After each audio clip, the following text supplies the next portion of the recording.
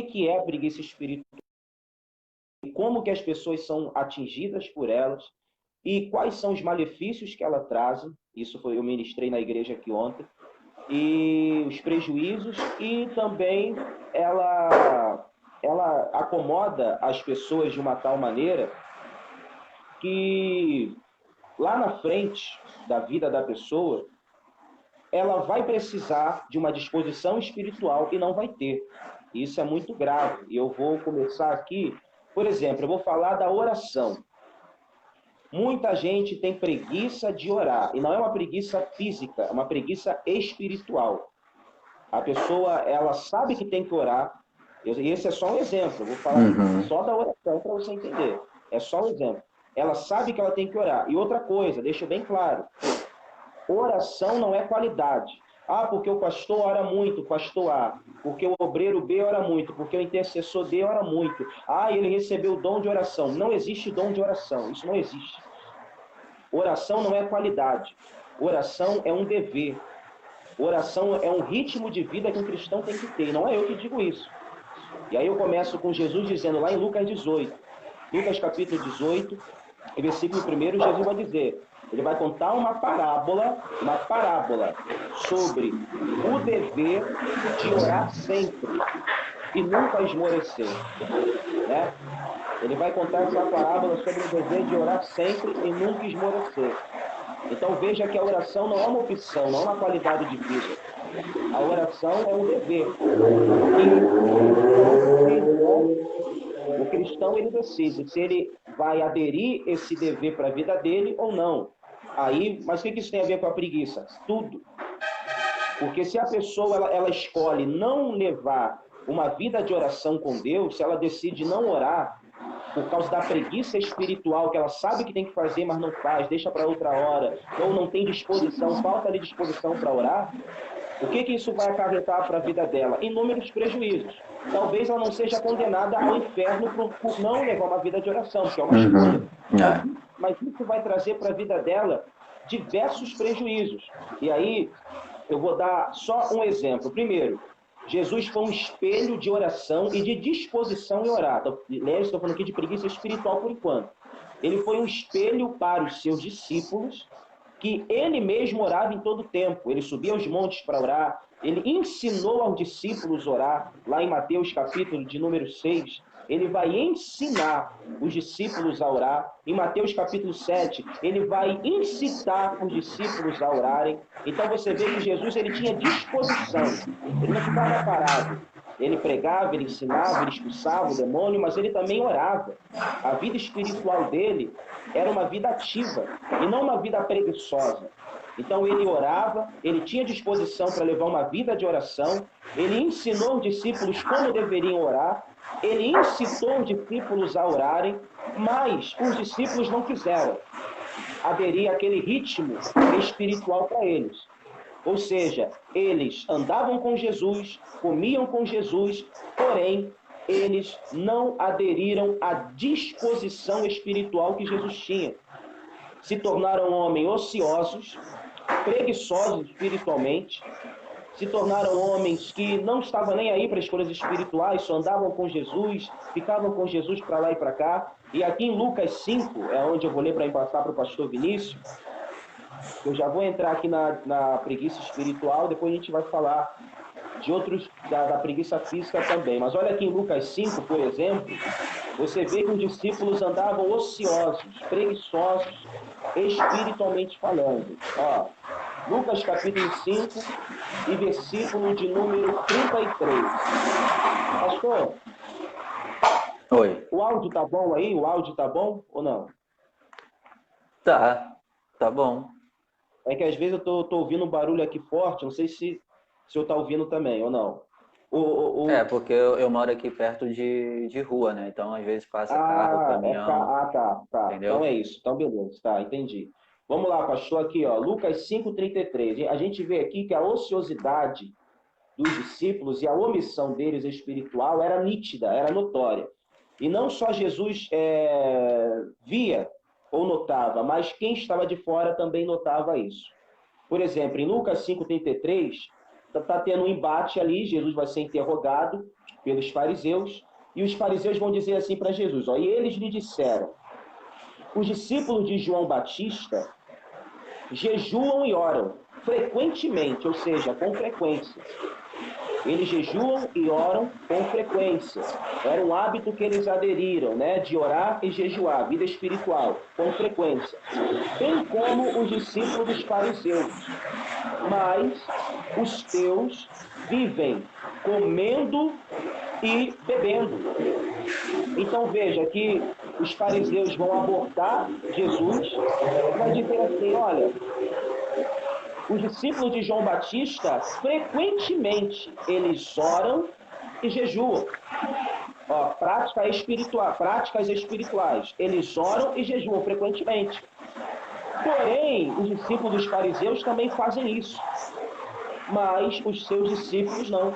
Eles vivem comendo, bebendo, embora estejam andando com você, mas eles comem, bebem, não vejo eles orando, eles não oram, eles não jejuam. Jesus vai até justificar, de uma certa forma, aquilo dizendo, né, se o noivo está presente, não é necessário. Mas mesmo assim, aqui a gente vê que os discípulos, espiritualmente falando, eram omissos, eram preguiçosos espiritualmente.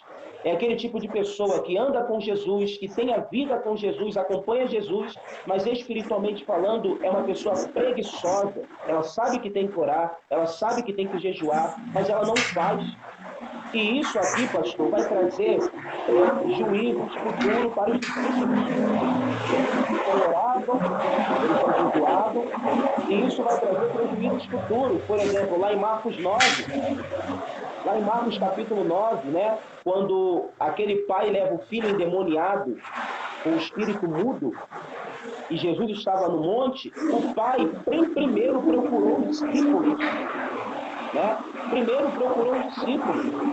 E diz a palavra que ele rogou aos discípulos que expelissem o demônio do menino. E eles não conseguiram. E aí trouxe o embate, foi o que eu disse na segunda-feira. Um dos malefícios que a preguiça traz é a contenda. Eles começaram a entrar em contenda com os escribas, porque eles não conseguiram expelir o demônio do menino. E aí os escribas caíram em cima deles junto com a multidão e começou um embate ali entre os discípulos de Jesus e os escribas. E quando Jesus ele desce do monte, ele vai falar, o que está acontecendo aí? Por que vocês estão discutindo com os meus discípulos?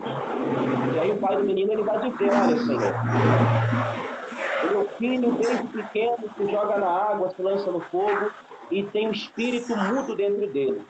Roguei aos seus discípulos que o expelissem, mas eles não puderam. Cara, essa é a prova mais real que uma vida omissa e preguiçosa, espiritualmente, trazem prejuízos futuros graves. Porque Jesus vai conseguir expulsar o demônio do menino e depois os discípulos eles vão perguntar, Senhor, mas por que a gente não conseguiu?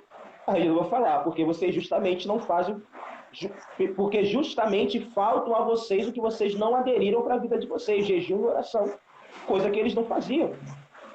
Eram omissos, eram ociosos, espiritualmente. É claro que lá na frente, eles vão aprender, por exemplo, aqui nesse quadro, nesse cenário, eles provam para a gente, eles mostram para a gente que uma vida preguiçosa espiritualmente acaba acarretando também na nossa vida física, material.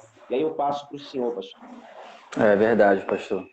E o senhor bem falou, né? Jesus era um exemplo totalmente oposto da preguiça. A palavra sempre mostra que ele estava levantando de madrugada, né? Ele era um cara que dormia pouco. Provavelmente ele dormia cedo, acordava sempre cedo, tinha dias que ele nem dormia orando. Por exemplo, né, quando ele vai escolher os discípulos, a palavra fala, ele ficou a madrugada inteira em oração para decidir, né, quem seriam os 12 que estariam com ele. Então, ele vivia essa palavra realmente. Ele não era preguiçoso, ele dormia cedo, acordava cedo e tem dia que nem dormia.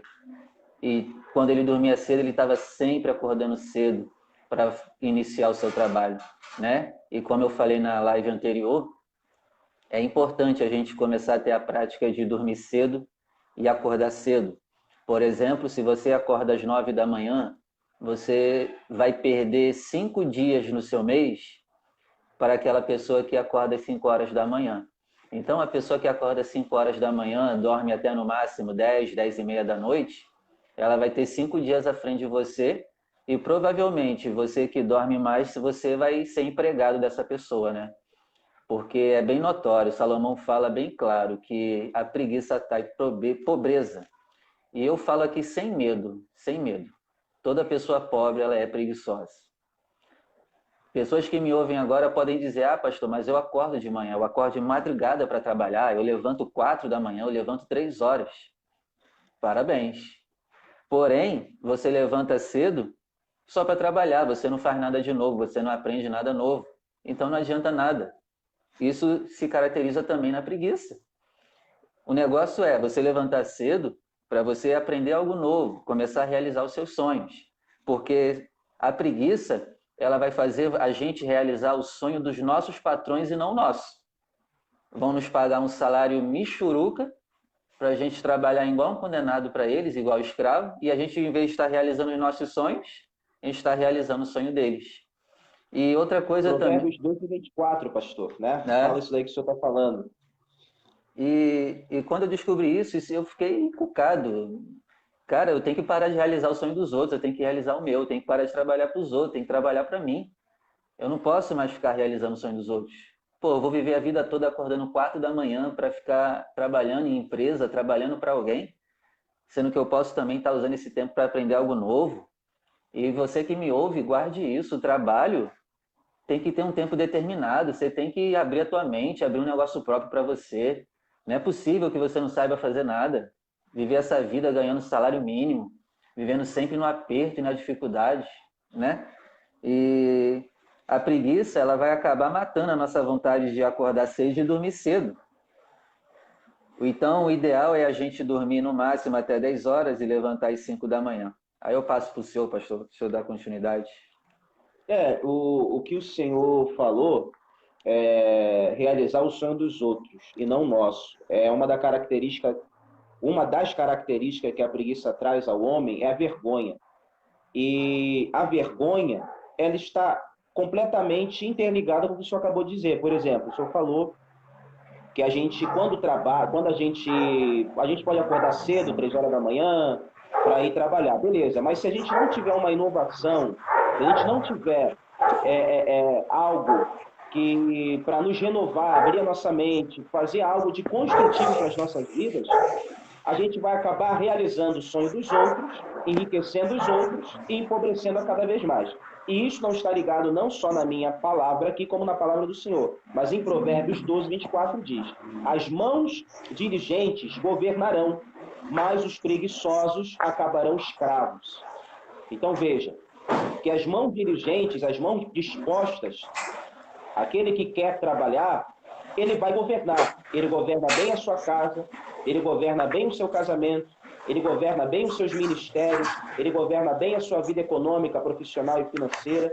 Ele tem uma administração perfeita, ele é um governante. Não é à toa que José ele se torna o governador do Egito, porque não era preguiçoso, pelo contrário. Na casa de Potifar, ele expressava e fazia de melhor aquilo que pessoas que estavam ali há muito tempo não faziam. Então Potifar olhou para ele e falou, pô, esse cara é diferente. Esse cara tem um trabalho excelente. Além de ele ter um trabalho excelente... Ele não fazia só uma coisa, né, na casa de Potifar. Isso aí. A palavra diz que ele cuidava das plantas, né? Enquanto os outros só faziam uma coisa específica. Ele tratava de tudo. Os outros só faziam o que era mandado. Ele ia além. E Jesus falou sobre isso também, né? Que mesmo fazendo aquilo que só é mandado, seremos chamados de servos inúteis, né? Então, aí entra no que o senhor falou. A preguiça, ela veio para matar, roubar e destruir. Matar, roubar as nossas inovações. Nós temos a capacidade de se inovar e renovar cada dia. Nós temos essa capacidade mental, psíquica, física e espiritual. Porém, quando a preguiça vem, ela faz isso. As pessoas acabam, de uma certa forma, sendo escravas, porque as mãos preguiçosas acabarão escravas, Provérbios 12:24, e isso é um sinal de vergonha, porque além da vergonha que a pessoa passa, de talvez pensar, poxa, mas eu trabalho aqui há tanto tempo e não sou bem remunerado, bem recompensado, e ninguém nota o meu trabalho, mas infelizmente a gente sabe, eu falo isso por mim também, infelizmente a gente sabe, que isso é por conta das mãos preguiçosas, que não governam, acabam não governando. E aí, pastor, passo para o senhor. Tá bom. E principalmente essa palavra é para nós que somos homens, está sobre os nossos ombros o dever de manter a nossa casa, o dever de manter a nossa família com qualidade, e homem principalmente. É aí que a gente não pode ser preguiçoso, né? Porque uma das punições de Gênesis é que a gente ia trabalhar, né? Se não houvesse o pecado, não precisaria ter trabalho. E a gente tem que se preocupar com isso, porque a gente tem que dar uma qualidade de vida excelente para a nossa família. Nossa família não pode viver na escassez por culpa da nossa preguiça. Nossos filhos, a nossa esposa não tem culpa da nossa preguiça. Eclesiastes capítulo 10, verso 18, Salomão vai dizer que a preguiça enfraquece o seu teto. E quando falo teto, né, tá falando teto da casa, mas eu também entendo aqui como a cabeça, né, a nossa mente. A preguiça ela também enfraquece a nossa mente, fica uma mente fechada para aprender coisas novas, só faz sempre a mesma coisa diariamente. E Salomão também diz que as mãos ficam frouxas.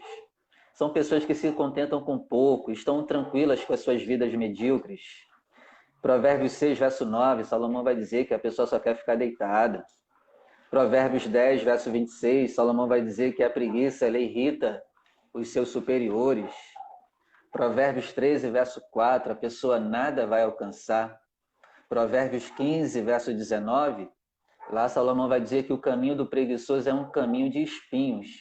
E aqui é interessante, porque o caminho não é de espinhos, é ele que inventa o espinho. Como o senhor sempre fala, né? O leão está lá fora. Ele que inventa leão. Então é ele mesmo que inventa espinhos para ele não avançar, fala que vai machucar, que é difícil, que vai doer. Então, o preguiçoso ele tem uma mente fértil para dar desculpas, mas nunca para aprender nada novo. Tudo vai botar empecilhos para fazer e dar desculpas, né? Aí vai dar desculpa do governo, é culpa do governo que eu estou sem trabalhar, que eu estou sem ganhar dinheiro, é culpa da crise, é culpa do coronavírus, é por isso que eu estou passando dificuldade. Mas na verdade a culpa ela só é nossa. Aí eu passo para o senhor agora, para o senhor dar continuidade. Pastor, Provérbio 10, 18, né? Por causa da preguiça, o telhado se enverga, por causa das mãos indolentes, a casa tem goteiras. Isso. E justamente o que o senhor falou, né? Não só traz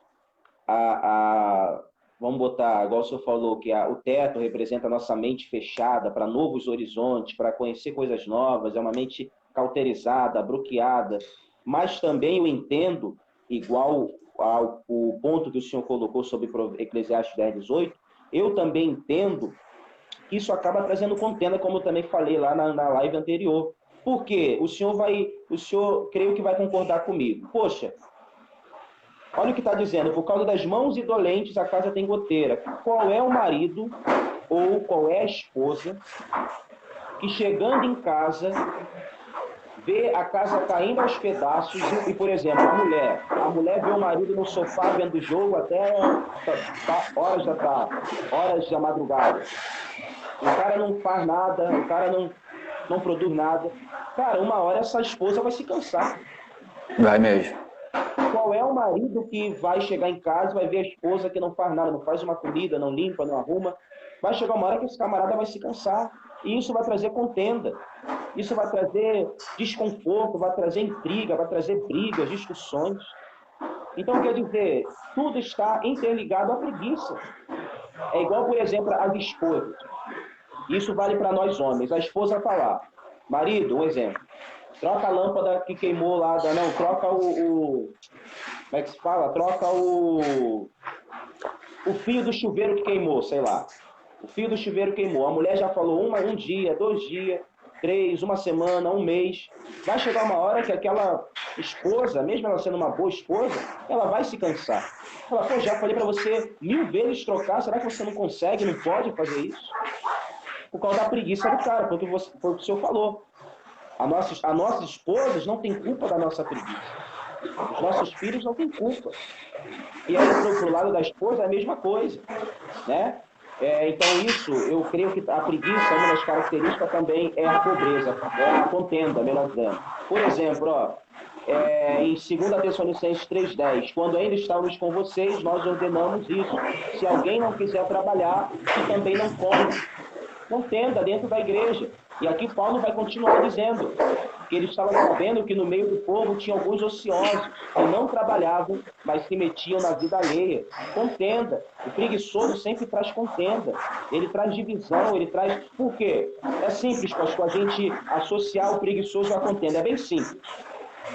Nós somos pastores, certo? Se o Senhor chegar numa igreja que um pastor preguiçoso, e tem muito isso, passou por lá e não fez nada por causa da sua preguiça, obviamente o Senhor vai ficar chateado. Não tem como dizer não, vai ficar. A igreja caindo aos pedaços, a igreja, nossa, só Jesus na causa. Querendo ou não, o cara pode ser legal, pode ser amigo, mas aquilo vai trazer um certo desconforto. Não adianta, isso é assim numa empresa. Verdade. Se você trabalhar numa empresa e no meio da tua equipe tiver um preguiçoso, por causa daquele um preguiçoso, toda a equipe vai ser comprometida à contenda, porque vai ter muitos que vão a você, que é o encarregado, vai dizer, você não está vendo não? Que aquele camarada lá não faz nada? É um preguiçoso, não ajuda, não faz nada. Vai trazer contenda. Vai contaminar ainda, as pessoas não vão querer fazer, né? Porque o outro não está fazendo e por aí vai.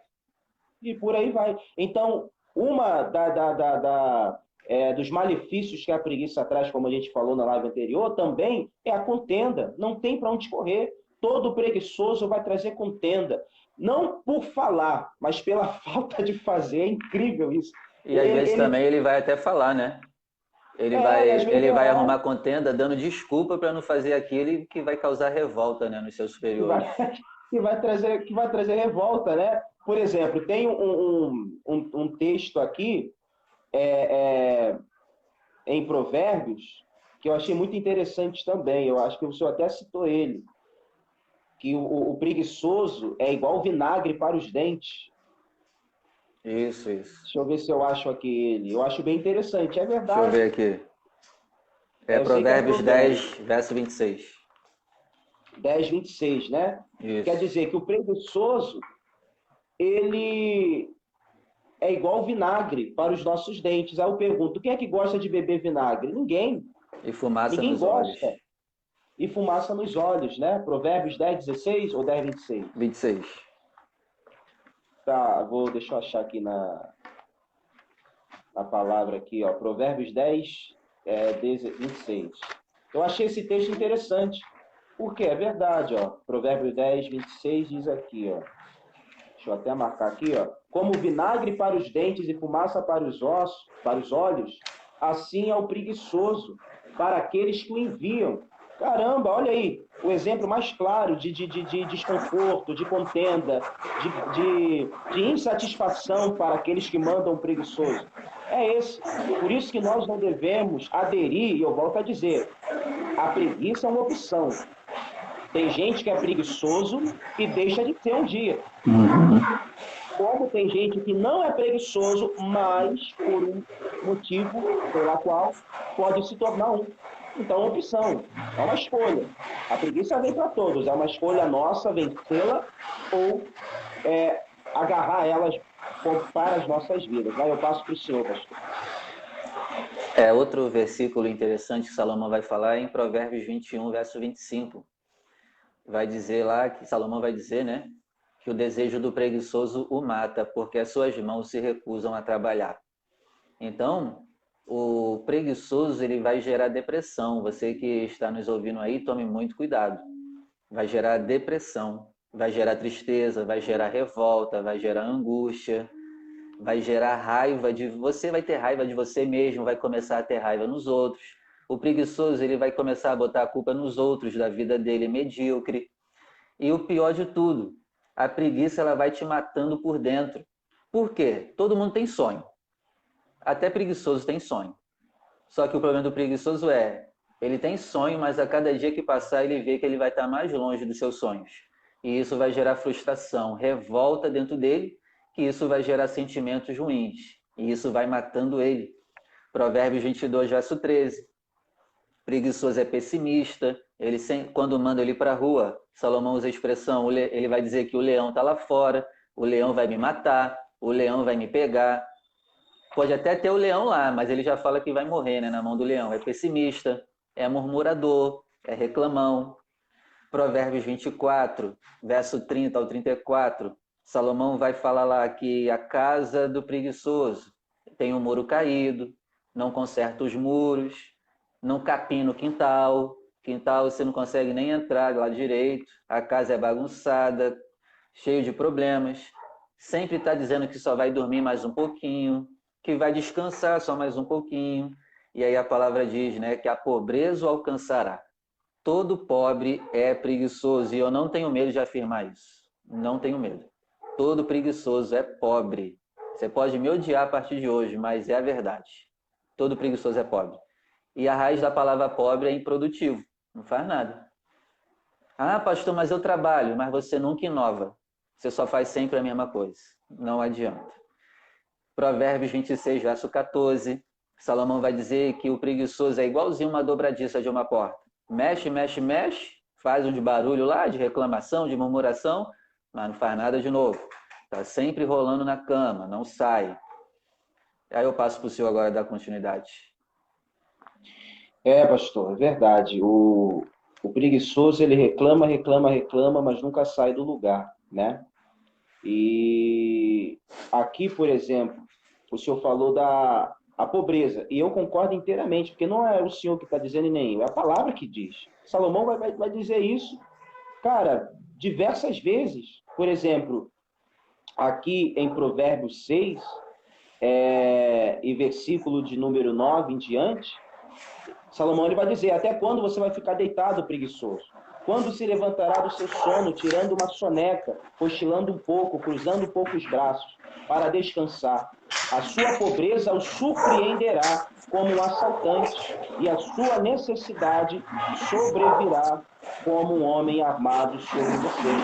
Então veja que um dos malefícios que a preguiça traz é a pobreza.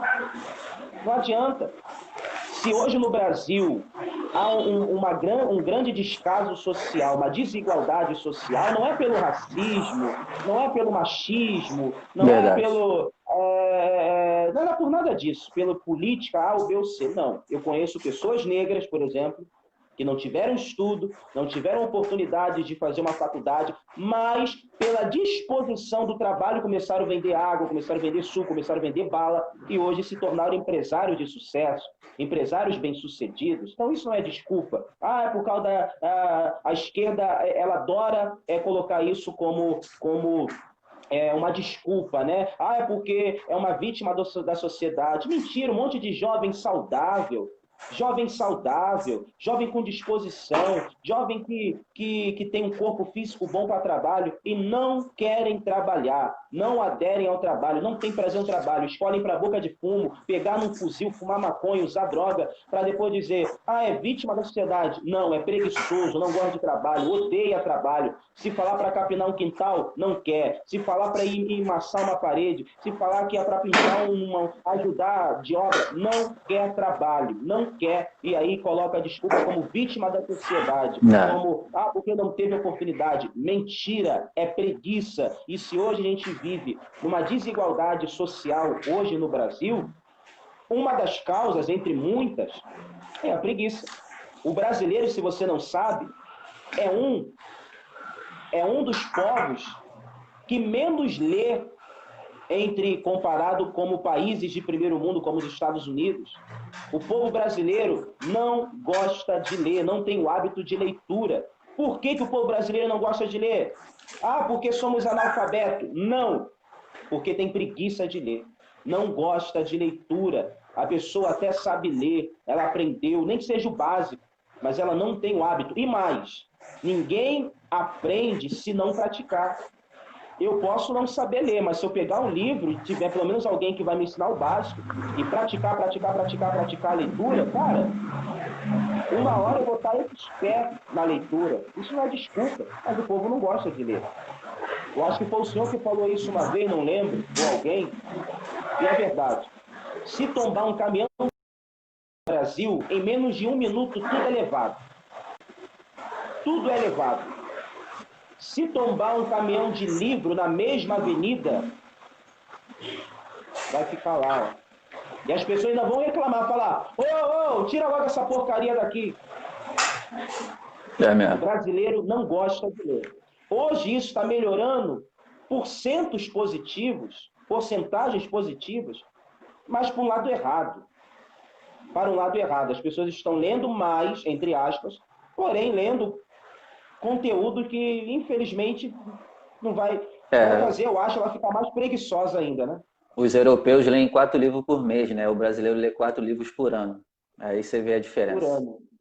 Tu vê a diferença daí. Por exemplo, e quando pegam-se, eu estou falando dos jovens, né, nas universidades, escolas, quando você entra numa universidade e vê o que, por exemplo, nessa universidade que a gente tem aqui no Rio, por exemplo, a UFRJ. Cara, aquilo lá, se tu entrar lá, pastor, se o senhor ver, o senhor vai falar, aqui é um exemplo claro de preguiça. É sujo, é cheio de mato, tudo pichado, um bando de maconheiro, tudo jovem, não é gente velho, não, é jovem. Um bando de maconheiro e leem, acham-se intelectuais.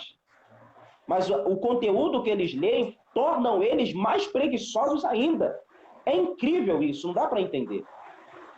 É incrível. Aí a gente vê, né, que de fato a preguiça atrai pobreza. Por isso que a gente tem que lutar contra isso. Aí eu passo para o senhor. E voltando a essa questão aí, né? Sobre ser pobre por ser preguiçoso, eu quero falar porque tem gente que pode querer rebater a gente, pastor, e falar, mas Jesus não era rico, né? Então, o que vocês estão falando aí tanto aí de prosperar se Jesus não era rico? Bom, para começar, quando ele nasceu, ele recebeu barras de ouro ao pé dele, né? E aí? Jesus não, ele não veio com a missão de ser rico, até porque ele não tinha família, ele não precisava, ele não tinha mulher e esposa. Agora, você que é pai de família, você tem que prosperar. Você tem família para criar, para cuidar. E Jesus, o senhor sabe, né, pastor Tiago, quando ele voltar para reinar aqui no milênio, Zacarias 14 vai dizer que toda a terra vai ter que dar dízimos, vai ter que levar pessoalmente para Jerusalém. E ele não vai ser rico, não? Ele só não foi rico em carne e osso aqui, mas antes de vir e depois que vir, ele vai ser rico, ele vai ser o Todo-Poderoso, né? Digno é o Cordeiro, Apocalipse diz, né, de receber riquezas. Digno é o Cordeiro de receber riquezas. Então a gente tem que começar a mudar nossa mentalidade, de parar de achar que riqueza é do diabo, de que toda pessoa que enriquece é porque fez pacto com o diabo. Não é bem assim. Deus é o dono do ouro e da prata. E ele quer liberar, ele já nos abençoou desde a fundação do mundo para o quê? Frutificar e multiplicar em todas as áreas da nossa vida. Mas a gente não faz por quê? Por causa da nossa mentalidade medíocre, por causa da religiosidade que foi enfiada na nossa cabeça, dizendo que a gente, para ser servo de Deus, tem que ser pobre. E não é bem assim. Nós podemos servir a Deus e ser bastante prósperos. Abraão não deixou de ser espiritual porque era rico. Davi não deixou de ser espiritual porque era rico. Salomão não deixou de ser espiritual porque era rico. É claro, vacilou lá, mas também Davi vacilou. Abraão vacilou também. Mas não deixar de ser espirituais por causa da riqueza. Então a gente tem que começar a abrir a nossa mentalidade. A Laodiceia aqui, ó, a Laodiceia mandou dizendo aqui pra gente, ó, tem gente que se contenta com o Bolsa Família, é isso aí. Vive na escravidão. Aí quer fazer mais filho para ganhar mais R$ 70, né? É triste isso. Se eu fosse Verdade, presidente, eu não ia dar nada. A gente não tem que depender do governo, não. É uma vergonha a gente ter que depender desses R$ 600 do governo. É uma vergonha. Era para a gente estar próspero agora e ajudando pessoas. E eu falo, a gente tem que mudar a nossa mentalidade. Porque com a nossa prosperidade, a gente pode abençoar ainda mais o reino, a gente pode alcançar mais vidas ainda. A gente pode dar emprego para quem está desempregado com a nossa prosperidade. Por exemplo, a gente, com a nossa riqueza, a gente pode comprar, pastor Tiago, mulheres que são vendidas escravas para a Europa e libertar elas. Mas sem dinheiro a gente não consegue fazer isso. E a gente tem essa mentalidade de que servos de Deus tem que ser pobre. Tem que viver só com o seu salarinho ali. A gente tem que mudar isso. Pode falar, pastor. verdade, verdade. E só para deixar claro para esses que nos ouvem, a gente aqui não é a favor da teologia da prosperidade como ensinam por aí, não é isso, tá? Para você não confundir as coisas. Porém, o que a gente está tentando interligar, então estamos fazendo isso, é que a preguiça gera pobreza. E a disposição vai te trazer benefícios tanto espirituais quanto materiais. Isso é óbvio. Paulo vai dizer isso. O que semeia pouco, pouco vai colher. O que semeia com abundância também colherá com abundância. Não tem jeito. É a lei da semeadura. Então, aqui a gente está falando, de ser milionário para... Não, não é isso. Estamos dizendo e afirmando que, por exemplo, Provérbios 24:30 foi o que o pastor Vinícius trouxe. Passei pelo campo do preguiçoso, pela vinha do homem sem juízo. Havia espinhos por toda parte, o chão estava coberto de ervas daninhas, o muro de pedra estava em ruínas. Observei aquilo e fiquei pensando. Olhei e aprendi esta lição. Vou dormir um pouco, você diz, né? Vou dormir um pouco, você diz. Aí ele vai continuar aqui, ó. Vou cochilar um momento, vou cruzar os braços e descansar mais um pouco. Mas a pobreza lhe sobrevirá como um assaltante. E a sua miséria, olha, miséria, a sua miséria, como um homem armado. Aí eu pergunto para quem está nos ouvindo, miséria, miserável, miséria. Jesus ele não pode ter sido rico em terra, tendo posse, terra, ouro, prata, mas ele também não era miserável. Ele não era miserável. Tanto é que tinha um tesoureiro, né? Tinha um tesoureiro. Quer dizer, Salomão está dizendo e dando um exemplo, o preguiçoso tinha um campo. Todo mundo pode ter um campo, mas por causa da preguiça dele, o campo dele se tornou hostil, se tornou miserável, se tornou cheio de sujeira, cheio de capins, o muro todo por fazer, e ele não estava nem aí, porque ele dizia, vou cochilar. E o que isso trouxe para ele? Miséria.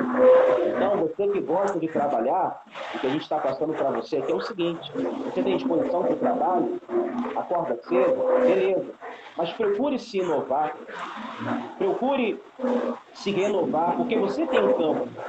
A prosperidade do seu campo, do seu produto, sei lá, só depende de você. Eu sei que a gente sabe que não é fácil, mas depende de você. Agora, se você se contentar com o campo que você tem e dizer, deixa essa porcaria do jeito que está, vai crescer capim, como o Salomão está dizendo, os muros vão ficar por fazer e a pobreza e a miséria virá para você como um assaltante, trazendo miséria. Não é isso que você quer, e nem eu, nem o pastor Vinícius. Então a gente vê, pastor Vinícius, que Jesus não era miserável. Embora ele não tenha tido grandes recursos, mas pessoas que ele curou, libertou, eram ricas. E hospedavam ele em casas ricas, como também ele entrava nas casas humildes, sim. A mulher do procurador de Herodes, né? Mantia ele financeiramente, uma mulher rica. Jairo, Zaqueu, vários. José de Arimateia, pessoas, né? Deu até um túmulo dos ricos, né? Para ele ser enterrado lá. E é interessante, né? Jesus não chegou para Arimateia e disse, né? Dá o teu dinheiro para os pobres. Por quê? Porque José de Arimateia sabia usar o dinheiro. Todas as vezes que ele chegava para alguém, né, para o jovem rico, Zaqueu, é porque eram escravos do dinheiro. Aí ele pedia, entrega tudo. Aí você vê, José de Arimateia era rico, mas ele nunca chegou para ele e falou, dá tudo que você tem que ser pobre. Não. Verdade. E sem falar que nessa passagem do jovem rico, Jesus ele disse que quem deixasse tudo por amor dele e do evangelho receberia nessa vida muitas vezes mais. Não se tratando de riquezas, só de riquezas materiais, mas a gente sabe que de muitas outras coisas. Ele falou, quem deixa pai, deixa mãe, deixa trabalho, deixa família, por amor de mim e do evangelho, receberá nessa vida muitas vezes mais e na vida que há de vir, que é a vida eterna, né? Então, quer dizer, então a gente vê que pelo trabalho nós conquistamos. Quer ver um exemplo claro disso, pastor? Gênesis 26, versículo 1. Isaac vai para Gerar, e aí sobreveio uma grande fome.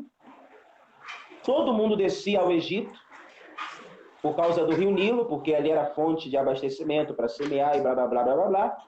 Em Gerar não tinha nada, não tinha chuva, não tinha coisa alguma. A sequidão era total. Isaac não era preguiçoso, ele pensou em ir para o Egito para dar estabilidade à sua família, como qualquer um pensaria, eu, o senhor, quem está nos assistindo, pensaria. Porém, Deus vai falar para ele, fique aí em Gerar, porque é aí que eu vou te abençoar. Amém. Deus não falou, Isaac, trabalha em Gerar. Não. Deus falou, fica em Gerar. Isaac entendeu como ele não era um homem ocioso e preguiçoso, ele poderia falar, Deus mandou ficar aqui, então Deus está providenciando alguma coisa, vou esperar, de braços cruzados. vou dormir um pouco mais, vou cochilar um pouco mais. Não foi isso que Isaac fez. Isaac pegou as sementes que ele tinha e decidiu fazer o quê? E trabalhar. Ele foi semear em uma terra seca, uma terra improdutiva, porque ele entendeu que o Senhor Deus havia concedido a ele aquele campo. Provérbios, como a gente leu, Provérbios 4, 30 a 34. Ele tinha um campo ali em Gerar, que Deus deu a ele, a terra. Ele usou aquele campo para semear, ele não ficou parado, ocioso. Ele não ficou ali preguiçoso, ou de braço cruzado, ou tirando uma soneca. Ele foi para dentro, semeou. E o que diz lá no versículo 12? Que no mesmo ano, Isaac semeou e produziu. Ele teve produtividade de 100 vezes mais. Tem aquele velho ditado, pastor. Aquele velho ditado que diz assim, que é popular. Deus ajuda quem cedo madruga. Verdade. O Oswaldo mandou aqui pra gente, eu acho que ser rico será uma consequência natural, mas as promessas de Deus foi a libertação e salvação. Primeiro busca o reino e todas as coisas serão acrescentadas. Oswaldo, ser rico é a sua escolha. Se você não quer ser rico, você não será. Mas Deus nos deu a liberdade de prosperarmos ou não. Ele não vai dar dinheiro pra gente, mas ele nos deu a condição de fazer igual Isaac. Semear e colher. Se você quiser, se eu quiser, a gente pode ser próspero sim nessa terra, mas vai depender da gente. E é claro, Deus prometeu para nós, tá até lá em Mateus 6, se eu não me engano, né? Comida, água e roupa. Foi a única coisa que ele prometeu para nos dar. E lá, né, no original diz, né? Busca o reino de Deus e todas essas coisas serão acrescentadas. Não é todas as coisas serão acrescentadas, não, tá, Oswaldo? Todas essas coisas. Então, quando você busca o reino em primeiro lugar, e Deus promete te dar água, comida e roupa. É a única coisa. É o básico para a gente poder prosperar, pastor. Aí depende da gente, né? Mas o básico ele vai nos dar. O básico para a gente evoluir. A gente só não evolui se não quiser. É como eu disse, é uma opção. O jovem rico teve essa opção. Ele decidiu ficar com as riquezas que ele, não sei se conquistou por herança, pelo fato de ele ser jovem. Eu acredito que sim. Não sei. Provavelmente foi herança. Provavelmente sim. Então, ele decidiu ficar com as riquezas dele e não seguir Jesus. Isso não quer dizer que, como o senhor bem colocou, pastor, o nosso amigo Oswaldo, ele colocou, né? Que Deus prometeu a salvação, as promessas e a salvação, claro. Mas eu concordo com o pastor Vinícius disse, é uma opção nossa. Se a gente trabalha, é claro que cada um tem uma condição diferente. Por exemplo, eu lembrei aqui, pastor, rapidinho, desculpa cortar. Tem gente também que só pensa que só por devolver o dízimo vai prosperar, né? Não quer aprender nada novo, não quer se inovar. Por exemplo, no mercado digital agora, né? Você vê que todo mundo está entrando nesse mundo digital agora. Aí a pessoa acha que só vai prosperar devolvendo o dízimo. Não. Devolva o dízimo e se inove, aprenda coisas novas. Aí, meu irmão, a semente vai ser 100 por uma. O que você semeou no altar vai dar 100 por uma, porque você está plantando no mundo espiritual, né, com o teu santo dízimo, e está se esforçando no mundo material para prosperar. Aí não tem como segurar. Se a gente conseguir fazer essas duas coisas, já era. Isso aí, então é uma opção, né? A gente é salvo. Foi como eu falei da opção espiritual lá no começo, para quem não conseguiu pegar. Por exemplo, você não é condenado ao inferno, por exemplo, se você decidir não levar uma vida frequente de oração com Deus, querer ser preguiçoso espiritual. Eu não oro, eu não jejuo, isso não é para mim, porque eu não sou pastor, não sou obreiro, eu vou à igreja de vez em quando. Talvez você seja até salvo. Se você obedecer, seguir os mandamentos, o que Jesus ensinou, talvez você seja até salvo. Mas quem decide fazer isso, levar uma vida frequente espiritual diante de Deus, oração, jejum, buscar ao Senhor, se consagrando a Ele, lá na frente vai ter benefícios, enquanto quem não decide, é uma opção de escolha, a oração não é uma qualidade, para comparar com a riqueza, né? Não é uma qualidade, mas assim o dever na vida do cristão. Então, a pessoa que decide optar por uma vida de oração, de jejum, de consagrar, de aprender, de ler a Bíblia, de se consagrar, de se entregar a Deus, lá na frente vai ter benefícios que aquela que não optou não vai ter. embora os dois vão ser salvos. Sim. Embora as duas partes vão ser salvos. Mas um vai viver Então, uma vida miserável, né, aqui na Terra.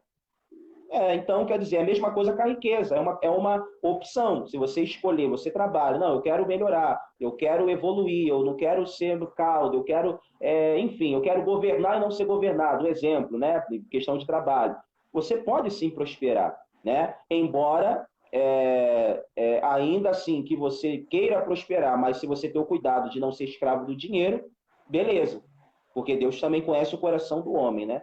Deus não vai dar uma oportunidade para a gente sabendo que o dinheiro vai nos corromper lá na frente. Se você estiver bem seguro que você vai administrar bem, como o pastor Vinícius disse, José de Arimateia sabe administrar muito bem suas posses.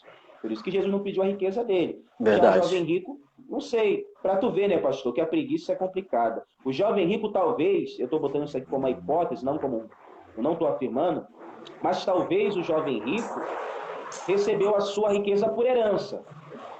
Por isso que ele não quis largar e abrir mão. Preguiçoso. A pessoa preguiçosa, quando ganha alguma coisa, ela pega aquilo porque ela diz, não vou ter disposição para conquistar. Vou guardar, né? Já Mateus, ele também era um homem bem-sucedido por coletar os impostos. Quando ele falou, vem, ele deixou tudo, por exemplo.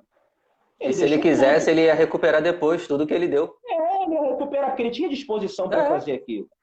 Então, a preguiça, você vê que nos impede de abrir mão de uma coisa para conquistar algo maior lá na frente. Infelizmente, é isso que a gente vê. Se a pessoa ela tem a preguiça física e espiritual ali dentro dela, ela, infelizmente, ela abre mão do que ela acha que é muito para ela para conquistar coisas maiores. Então, eu deixo para o senhor aí, né, para falar. Eu acho que tem as irmãs, a irmã Laodiceia, né? Uhum. E tem que saber administrar o seu salário. É porque no meu celular não está claro. Quer que eu leia? Consegue ler melhor? Isso. Ela disse que tem que saber administrar o salário.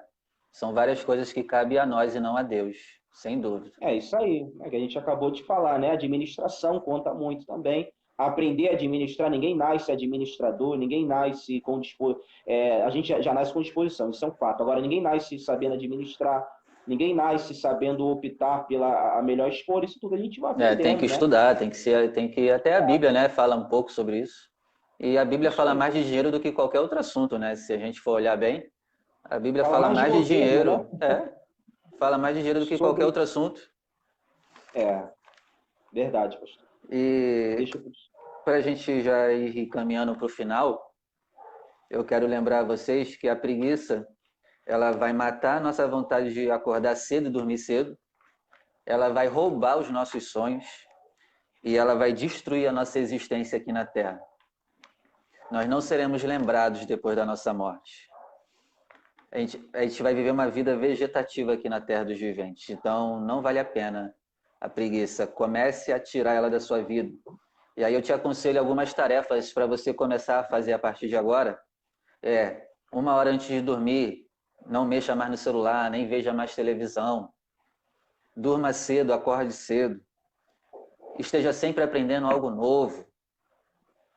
Você é especialista em uma determinada área, seja também especialista em outras áreas, para que você se torne um generalista. Porque a gente está acostumado a ser especialista só em uma coisa, não, a gente pode ser especialista em um monte de coisas. Vamos nos abrir a aprender coisas novas. Outra coisa também, faça exercícios físicos a partir de hoje, acorde cedo. Você pode malhar dentro de casa mesmo, 15 minutinhos.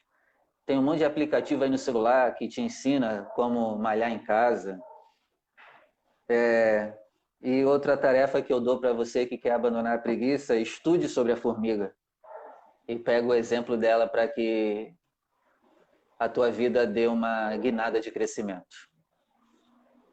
E falando em formiga, os antigos árabes, né? Eles, quando uma criança nascia, um bebê recém-nascido, eles colocavam na palma da mão daquela criança recém-nascida uma formiga. E aí eles começavam a proferir bênçãos, como, por exemplo, dizendo que essa criança, ao se tornar um homem, seja tão produtiva e esperta como essa formiga. Então, aprenda assim, como o pastor Vinícius disse, né, sobre a formiga, que trabalha no verão para ter mantimento no inverno. Sem ter um líder, sem ter um governante, sem ter uma pessoa que fica mandando ela fazer. Isso se chama capacidade, você tem capacidade. E o conselho que eu dou, com todas as atividades que o pastor Vinícius deu, para você praticar, foque também. Enquanto você trabalha em casa, enquanto você faz os seus exercícios em casa, se renove, se inove naquilo que você faz, coloca sempre também a oração, para tudo. Talvez você, às vezes a gente não tem o hábito, só ora na hora de dormir, só ora na hora de comer, por exemplo, ou quando vai à igreja. A oração não é uma qualidade. Ah, porque fulano é muito bom orando. Ninguém é muito bom orando.